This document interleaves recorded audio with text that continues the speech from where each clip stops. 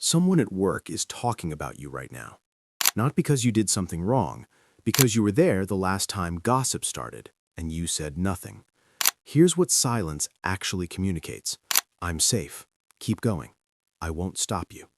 And the moment people file you under safe audience, you become part of the problem, even if you never said a single word about anyone. But here's what nobody tells you. The people who handle gossip best aren't the ones who lecture others. They're not the ones who go quiet and look uncomfortable. They're the ones who redirect it so smoothly, so naturally, that the gossiper doesn't even realize what just happened. And by the end of this video, you'll know exactly how to do that. Here's what we're covering today: the psychology behind why gossip is so hard to escape, 4 battle-tested strategies to shut it down without creating drama, and 2 advanced techniques for when you're dealing with someone who is genuinely toxic. Stay to the end, because the last 2 techniques are the ones most people never hear about. Let's start with the uncomfortable part. You already know gossip is bad. You've known since you were 12, and yet you've participated. So have I. So has basically every functioning human on the planet. Why? Because gossip isn't a character flaw, it's a feature of the human brain. Evolutionary psychologist Robin Dunbar spent decades studying how early humans bonded, and what he found was striking. Shared information about other people, who's trustworthy, who isn't, who did what, was one of the earliest forms of social currency. It built alliances. It created belonging. The problem? Our brains are still running that ancient software in a completely different world. In modern workplaces, schools, and social circles, gossip doesn't build alliances, it slowly destroys them. It creates invisible fault lines between people who don't even realize they're being divided. And here's the trap nobody warns you about. When someone pulls you aside to gossip, it feels like trust. It feels like being chosen. Psychologists call this dynamic triangulation, when a person bonds with you by positioning themselves against a third party. It feels intimate. It feels like being on the inside. But ask yourself this: if they'll do it with you, why would you be the exception when you're not in the room? Marcus Aurelius put it plainly: if it's not true and it's not helpful, why are you saying it? That one question alone can rewire how you walk into every conversation from this point forward. Here's where it gets personal. Every time you nod along to gossip, you're making a deposit into a reputation account you don't control. People start associating you with negativity, even if you're the quietest person in the room. Research in social psychology shows that we unconsciously judge people not just for what they say, but for what they tolerate. If you laugh when someone gets torn apart, part of that judgment lands on you. And the most dangerous moment is when the gossip is about someone you actually like. Now you have a 3-way tension. Stay quiet and feel complicit. Push back and risk the awkward silence. Laugh it off and feel like you just betrayed someone. That 3-way tension is exactly why most people do nothing, and doing nothing is the most expensive choice of all. So the obvious move is just say something, right? Just tell them to stop. Here's why that almost never works. When someone gossips, they genuinely don't believe they're being malicious. In their mind, they're being honest, they're venting, they're just telling it like it is. So when you confront them directly, their brain doesn't hear feedback, it hears an attack. Psychologists call this the backfire effect. When people feel accused, they don't soften, they dig in, they double down. And now you're the uptight one, the dramatic one, the person who can't take a joke. You said nothing wrong, and somehow you're the problem. This is why the goal isn't to win the moment. The goal is to exit the arena without becoming the next topic. The Stoics called it refusing to play. You cannot drag someone towards self-awareness, but you can quietly remove yourself from the game and do it in a way that actually earns you more respect in the long run. Here's exactly how. Strategy 1. Redirect with genuine warmth. Someone starts in on a colleague, the room leans in, and instead of freezing, you say, calmly, "That's interesting. Honestly, I've had a completely different experience with them. They've always come through for me." That's it. No lecture, no confrontation. You've simply introduced a different data point and done it without making anyone feel cornered. Here's the psychology behind it. Gossip runs on shared agreement. It needs the room to nod, to validate, to confirm. When you calmly offer a different perspective, you're not attacking the gossiper, you're removing the fuel. Psychologists call this cognitive reframing. You shift the emotional frame from judgment to nuance. And the gossiper? They often go quiet, not because they're embarrassed, but because the social math just changed. Strategy 2. Stay neutral when they push back. Sometimes strategy 1 doesn't land cleanly. The other person doubles down. Well, you only see one side of it. Now you need a different move.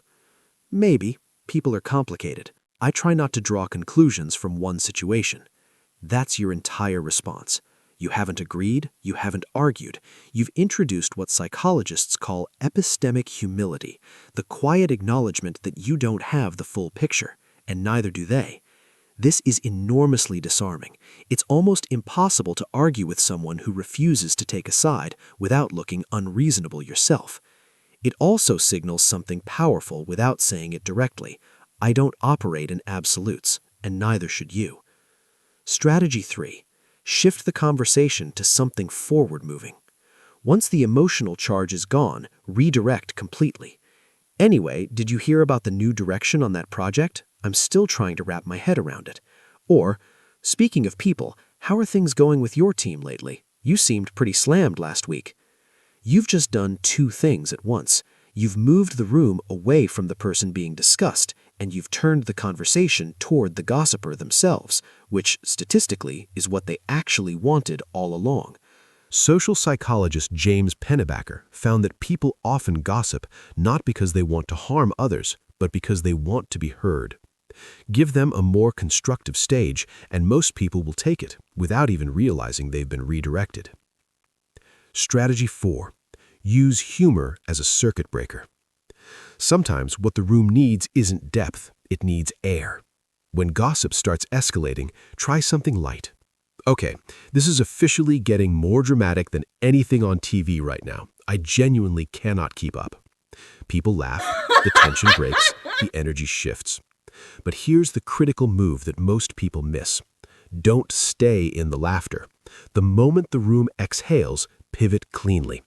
Anyway, who actually needs a coffee right now? Because I do. Psychologists call this the relief theory of humor. Laughter physically releases tension, creating a brief window where the room is emotionally reset. You're not dismissing what was said, you're using that reset window to redirect entirely. Seneca wrote that the person who can laugh at the weight of a moment without dismissing it holds more power than the person who fights it. He was right. Let's be real for a second. Not every gossip situation calls for warmth and strategy. Some people aren't chatty, they're corrosive. And when that's the case, you don't owe them a graceful redirect. Advanced Technique 1. The Gray Rock Method. Stop feeding the machine.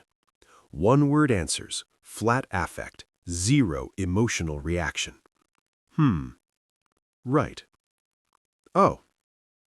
Interesting. No follow-up questions, no engagement, nothing to grab onto.